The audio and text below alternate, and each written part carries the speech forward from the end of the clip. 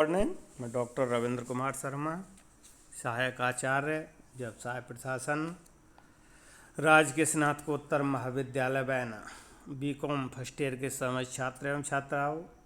आज मैं आपको व्यवसाय प्रशासन विषय का पेपर फर्स्ट व्यापारिक संनियम का टॉपिक भारतीय अनुबंध अधिनियम 1872 के अंतर्गत अनुबंध का ई कंटेंट के माध्यम से अध्ययन करेंगे। वैसे आपको जानकारी के लिए बता दूं, हमारे बीकॉम प्रथम वर्ष के अंतर्गत व्यवसाय प्रशासन विषय में 2 पेपर महाराजा सूरजमल विश्वविद्यालय भरतपुर के द्वारा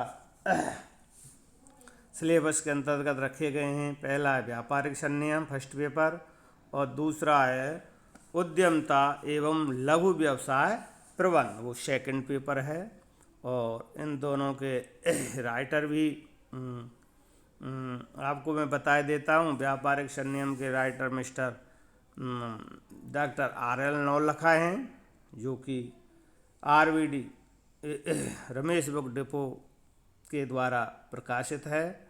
और दूसरे व्यापारिक संनियम में अजमेरा बुक कंपनी भी बुक प्रकाशित करती है, जिसमें शर्मा आर्य की पुस्तक भी व्यापारिक विधि के नाम से चलती है।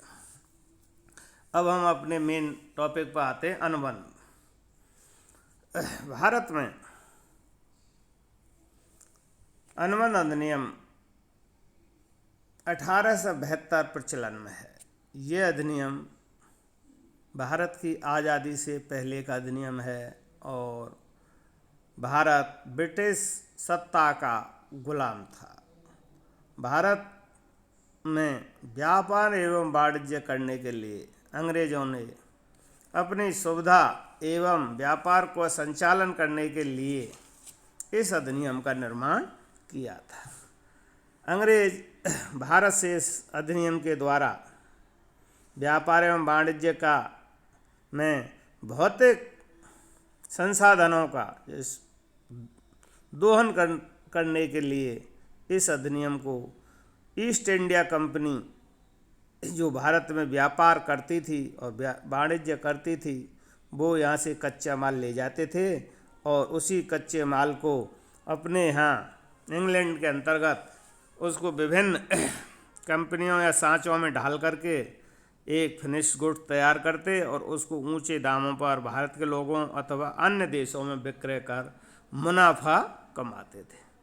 इस तरह से ये अधिनियम, अब भारत 1947 में आज़ाद हो गया, उसके बाद समय समय पर इस अनुबंध को परिवर्तित किया गया एवं संवर्धित भी समय समय पर किया। आज ये अधिनियम एक बहुत ही महत्वपूर्ण, विस्तृत एवं व्यापक अधिनियम है, जिसके अंतर्गत भारत का व्यापार एवं वाणिज्य कुशलतापूर्वक चलाया जा रहा है। भारतीय अनुबंध अधिनियम 1872 का अगर हम परिचय देखें तो इसके अंतर्गत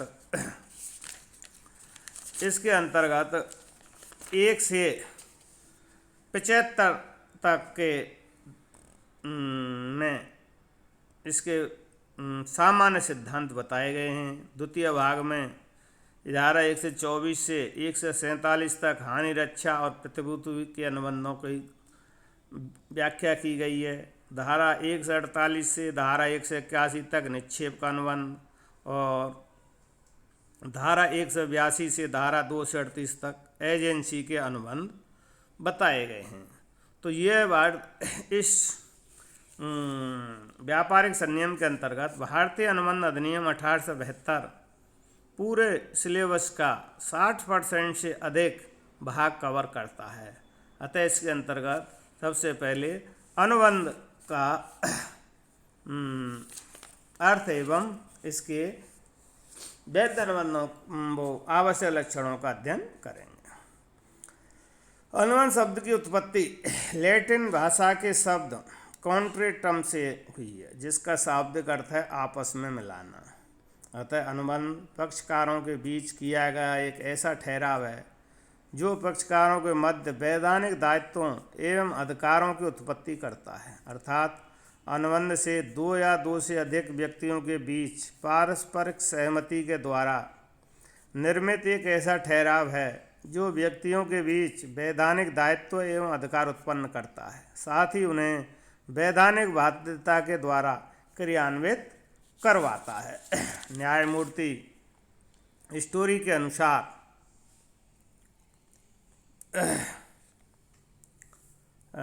अनुबंध योग्य पक्षकारों के बीच प्रतिफल के आधार पर किसी कार्य को करने अथवा उससे विरत रहने की स्वैच्छिक प्रतिज्ञा है। दूसरी परिभाषा सर फ्रेडरिक पोलाक के अनुसार है, प्रत्येक ठहराव एवं वचन जो राजनियम द्वारा प्रवर्तनीय हुआ अनुबंध कहलाता है। तीसरी परिभाषा भारतीय अनुबंध अधिनियम 1872 की धारा 2H के अनुसार है, जो कि एक सर्वमान्य एवं सर्वविदित परिभाषा है। इसके अनुसार अनुबंध एक ऐसा ठहराव है जो राजनियम द्वारा प्रवर्तनीय होता है, यानी राजनियम का मतलब है भारत के कानून के द्वारा जिसको लागू करवाया जा सकता हो, उसे हम अनुबंध के नाम से जानते हैं। अब हम इसमें आगे देखते हैं, एक वैध अनुबंध के आवश्यक लक्षण अथवा तत्व कौन कौन से हैं।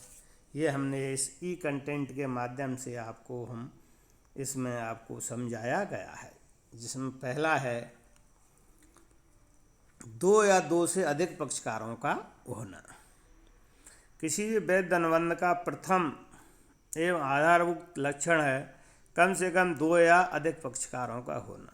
किसी भी वैध अनुबंध के निर्माण के लिए कम से कम दो पक्षकारों का होना इसलिए आवश्यक है क्योंकि एक पक्षकार प्रस्तावक तथा वचनदाता तथा दूसरा प्रस्तावित या वचन ग्रहीता होता है। इनमें एक पक्षकार किसी कार्य को करने अथवा ना करने के लिए प्रस्ताव करता है और दूसरा पक्षकार उस पर अपनी सहमति व्यक्त करता है। दूसरा है इसका आवश्यक तत्व एवं लक्षण ठहराव का होना।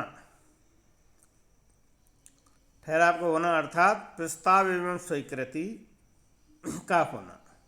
किसी भी वैध अनुबंध के निर्माण के लिए प्रथम एवं आधारभूत आवश्यकता है ठहराव का होना। ठहराव से ही अनुबंध की उत्पत्ति होती है। एक पक्षकार के वैधानिक प्रस्ताव की स्वीकृति दूसरे पक्षकार द्वारा होनी चाहिए।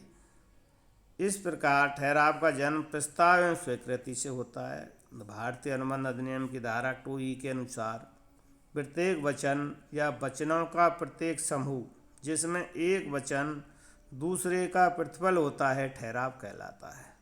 अतः ऐसे ठहराव जो कि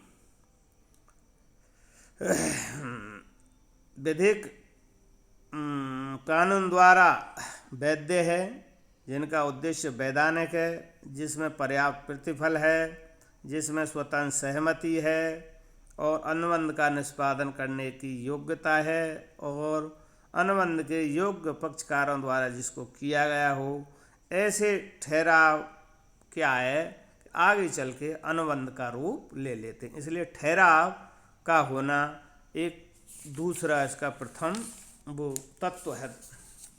अगला है इसमें तीसरा तत्व वैध अनुबंध में वैधानिक संबंध स्थापित करने की इच्छा। किसी वैध अनुबंध के निर्माण के लिए अनुबंध करने वाले पक्षकारों का इरादा, इच्छा या मत पारस्परिक रूप से वैधानिक संबंध स्थापित करने का होना चाहिए।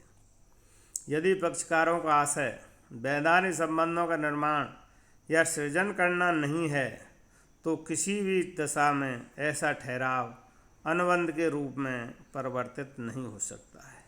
यहाँ वैधानिक संबंध स्थापित करने की इच्छा या आशय का तात्पर्य दोनों पक्षकारों द्वारा पारस्परिक रूप से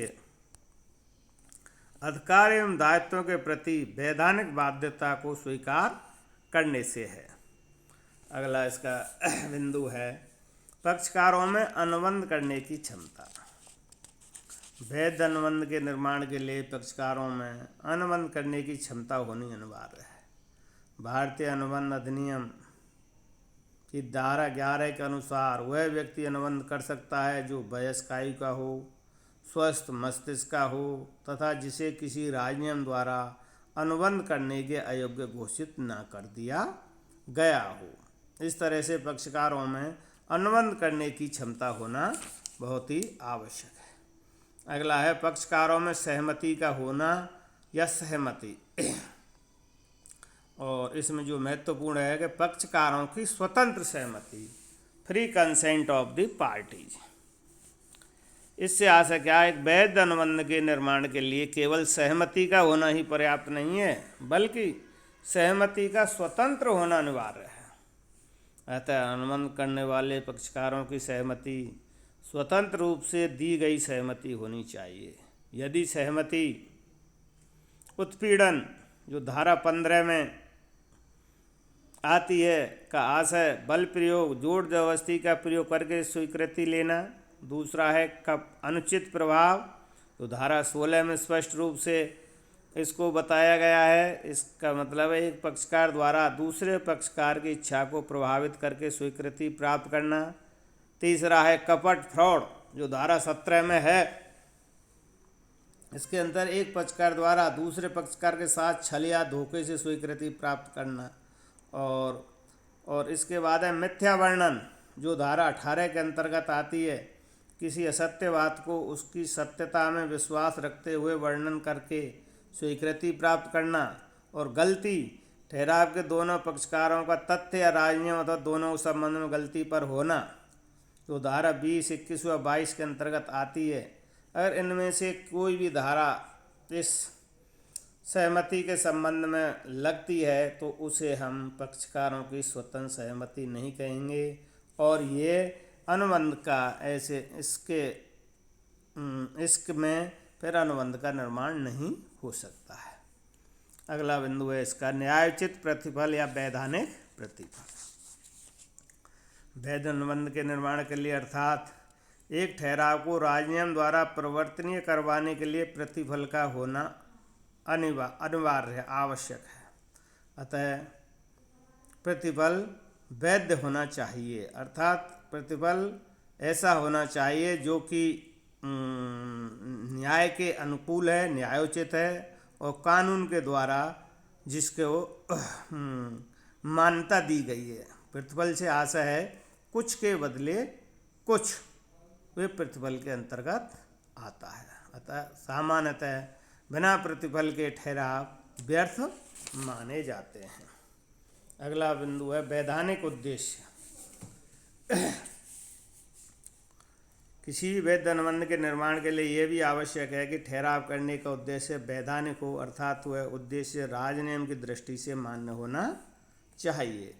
अगला बिंदु है इसमें निश्चितता। वैध अनुबंध के निर्माण के लिए एक महत्वपूर्ण बात यह है कि अनुबंध में निश्चितता का होना अनिवार्य है। अतः ठहराव का अर्थ, शर्तें, मूल्य, मात्रा, सुपुर्द के समय, स्थान, निष्पादन विधि, माल की प्रकृति आदि महत्वपूर्ण बातें निश्चित होनी चाहिए जिससे कि उसकी पालना की जा सके और स्पष्ट रूप से व्यर्थ घोषित ठहरावों की श्रेणी में नहीं हो। भारतीय अनुबंध अधिनियम की धारा 2G के अनुसार अनुबंध की वैधता के लिए आवश्यक है कि कोई ऐसा ठहराव ना हो जो राजनियम द्वारा स्पष्ट रूप से व्यर्थ घोषित कर दिया गया हो, अर्थात व्यर्थ ठहराव राजनियम द्वारा प्रवर्तनीय नहीं होते हैं। इस तरह के ठहराव, कुछ ठहरावों को हम आपको बता दें जो राजनियम द्वारा व्यर्थ घोषित हैं। अनुबंध करने की क्षमता न रखने वाले पक्षकारों को द्वारा किए गए ठहराव, तथ्य संबंधी गलती पर आधारित ठहराव, विदेशी राजनियम द्वारा गलती वाले ठहराव, अवैधानिक उद्देश्य तो प्रतिफल के ठहराव, विवाद आदि में रुकावट डालने वाले ठहराव, अनिश्चित अर्थ वाले ठहराव, बाजी के ठहराव, असंभव कार्य करने के ठहराव, ये स्पष्ट रूप से व्यर्थ घोषित ठहराव हैं और ये किसी भी राजनियम द्वारा प्रवर्तनीय नहीं करवाए जा सकते।